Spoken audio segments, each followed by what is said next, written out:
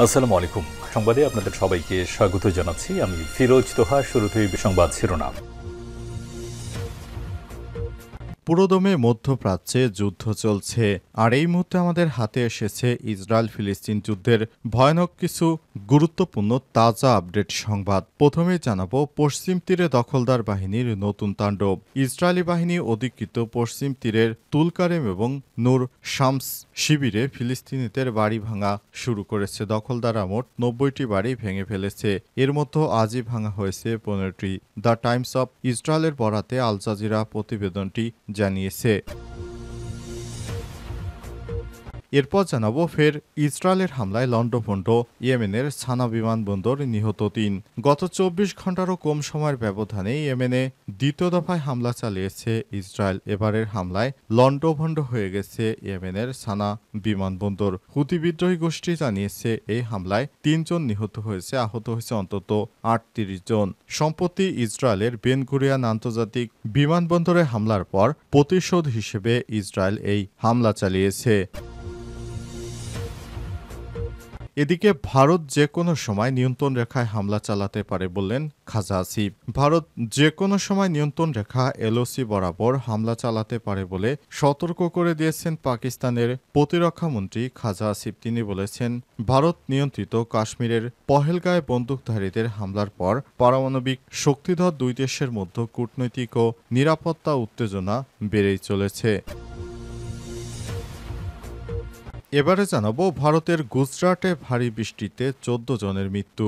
ভারতের পশ্চিম অঞ্চলীয় রাজ্য গুজরাটে পাক মৌসুমি ভারী বৃষ্টিতে অন্তত ১৪ জনের প্রাণহানি ঘটেছে। রাজ্য জুড়ে গত ২ দিন প্রবল বর্ষণে আহত হয়েছে আরও কমপক্ষে ১৬ জন। আজ রাজ্যের স্থানীয় সরকারি কর্মকর্তাদের বরাত দিয়ে ব্রিটিশ বার্তা সংস্থা রয়টার্সের এক প্রতিবেদনে এই তথ্য জানানো হয়েছে। এবং সর্বশেষ জানাবো আওয়ামী লীগ নিষিদ্ধের দাবিতে আত্মপ্রকাশ করছে জুলাই ঐক্য।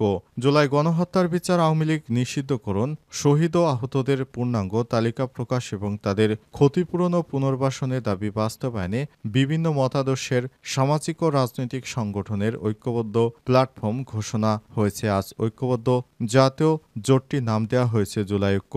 ঢাকা বিশ্ববিদ্যালয়ের মধুর ক্যান্টিনের সামনে আনুষ্ঠানিকভাবে জোটটির ঘোষণা করা হয়েছে। প্রিয় দর্শক, এতক্ষণ শুনছিলেন সংবাদ শিরোনাম, এবারে বিস্তারিত। তবে তার আগে বন্ধুরা অনুরোধ থাকবে এই সংবাদটিতে একটি লাইক দিন।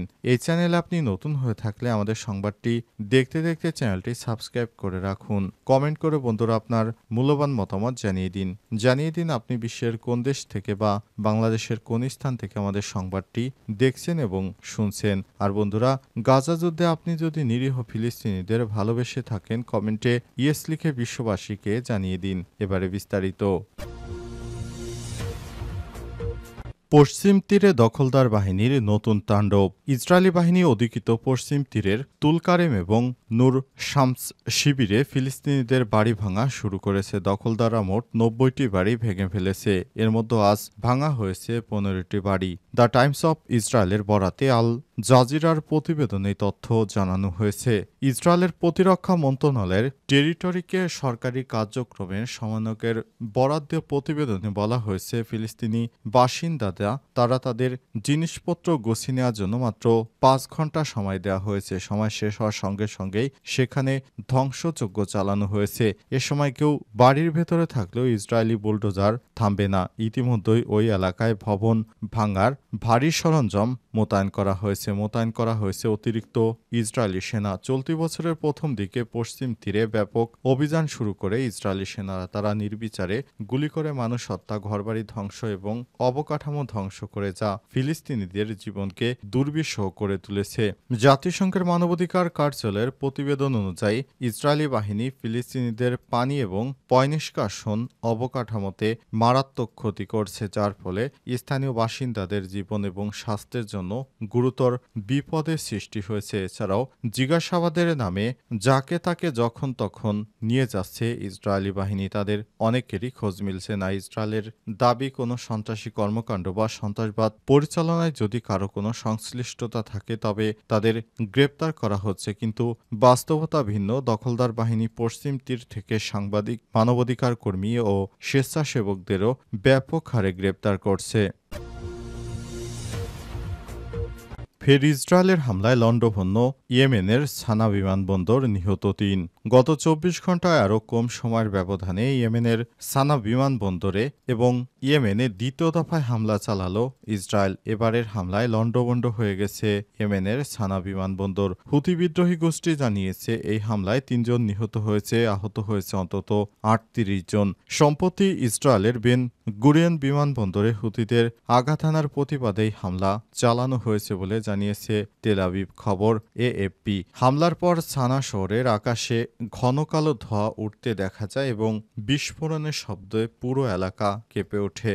বিদ্রোহী হুথিদের বরাতে জানা গেছে বিমানবন্দর ছাড়াও রাজধানী সানা এবং হুদায়দা শহরে ৩টি বিদ্যুৎ কেন্দ্রে হামলা চালিয়েছে ইসরায়েল বাহিনী, যার ফলে শহরের দুটিতে বিদ্যুৎ বিভ্রাট দেখা গেছে। ইসরায়েল সেনাবাহিনী জানিয়েছে বিমান হামলায় সানার বিমানবন্দর সম্পূর্ণভাবে অকার্যকর করে ফেলা হয়েছে। হামলায় বিমানবন্দরে রানওয়ে, বিমান এবং অন্যান্য অবকাঠামো ধ্বংস হয়ে গেছে। এর আগে ডিসেম্বর মাসে সানা বিমানবন্দরে ইসরায়েলি হামলায় ৬ জন নিহত হয়েছিল বলে জানিয়েছে হুথি সংশ্লিষ্ট গণমাধ্যম। হুথি বিদ্রোহীদের একটি দূরপাল্লার ক্ষেপণাস্ত্র ইসরায়েলের বেন গুরিয়ন আন্তর্জাতিক বিমানবন্দরে বিস্ফোরণ ঘটায়। এতে একটি বড় গর্তের সৃষ্টি হয় এবং ৬ জন আহত হয়। তার পরদিন সোমবার ইসরায়েল পাল্টা হামলা চালায়। হুদায়দা একটি সিমেন্ট কারখানায় বিভিন্ন স্থাপনায় হামলায় ৪ জন নিহত ও অন্তত ৩৫ জন আহত হয়েছে।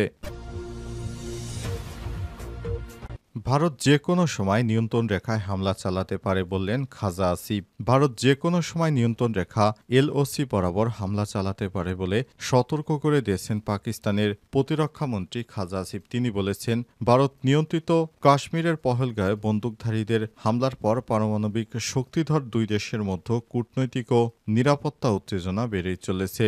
ইসলামাবাদের সাংবাদিকদের খাজা আসিফ বলেছেন, গোপন সূত্র থেকে জানা যাচ্ছে ভারত এলওসির যে কোনো পয়েন্টে হামলা চালাতে পারে। নয়াদিল্লিকে এর উপযুক্ত জবাব দেয়া হবে। পাকিস্তানের প্রধানমন্ত্রী শাহবাজ শরীফ পেহেলগাঁয়ে হামলার ঘটনার তদন্তে একটি আন্তর্জাতিক কমিশন গঠন করার আহ্বান জানিয়েছেন। উল্লেখ্য, খাজা আসিফ বলেছেন, এই তদন্তের মাধ্যমে পরিষ্কার হবে ঘটনাটি ভারত নিজে বা কোনো অভ্যন্তরীণ গোষ্ঠী জড়িত কিনা এবং এতে নয়াদিল্লির ভিত্তিহীন অভিযোগ নিয়ে সত্য উঠে আসবে। ভারতের প্রধানমন্ত্রী নরেন্দ্র মোদী রাজনৈতিক স্বার্থ হাসিলে এই অঞ্চলে পারমাণবিক যুদ্ধের দ্বারপ্রান্তে ঠেলে দিচ্ছে অভিযোগ করেন খাজা আসিফ। খাইবার পাখতুনখোয়া এবং বেলুচিস্তান প্রদেশের সন্ত্রাসী কর্মকাণ্ডে ভারতের জড়িত থাকার পাকিস্তানের দীর্ঘদিনের অভিযোগ আবারও তুলে ধরেছেন তিনি বলেন, গোপন সূত্র থেকে জানা গেছে ভারত এলওসির যে কোনো পয়েন্টে হামলা চালাতে পারে। নয়াদিল্লিকে এর উপযুক্ত জবাব দেওয়া হবে বললেন খাজা আসিফ। খাজা আসিফ আরও বলেন, জাতিসংঘে আমরা 2016-17 সালে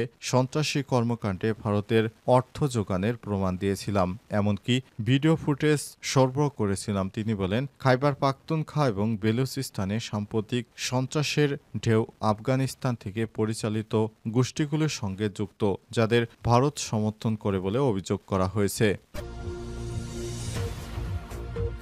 আওয়ামী লীগ নিষিদ্ধের দাবিতে আত্মপ্রকাশ করছে জুলাই ঐক্য। জুলাই গণহত্যার বিচার, আওয়ামী লীগ নিষিদ্ধকরণ ও শহীদ আহতদের পূর্ণাঙ্গ তালিকা প্রকাশ এবং তাদের ক্ষতিপূরণ ও পুনর্বাসনের দাবিতে বাস্তবায়নে বিভিন্ন মতাদর্শের সামাজিক ও রাজনৈতিক সংগঠনের ঐক্যবদ্ধ প্ল্যাটফর্ম ঘোষণা হবে। ঐক্যবদ্ধ জাতীয় জোটটির নাম দেওয়া হয়েছে জুলাই ঐক্য।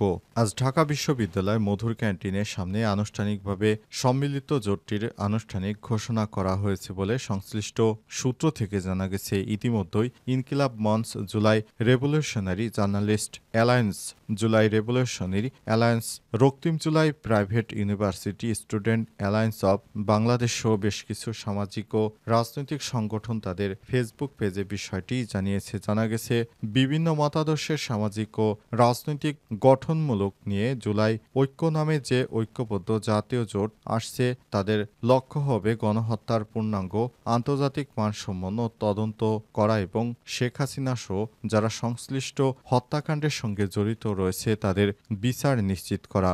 এ কারণে শিক্ষার্থীদের পক্ষ থেকে এই ধরনের একটি নতুন ঐক্য নিয়ে আসা হয়েছে এবং এর মাধ্যমে আগামীতে ফ্যাসিবাদের যেন কোনো রূপরেখা বাংলাদেশে প্রকাশিত হতে না পারে সেজন্য কাজ করবে তারা।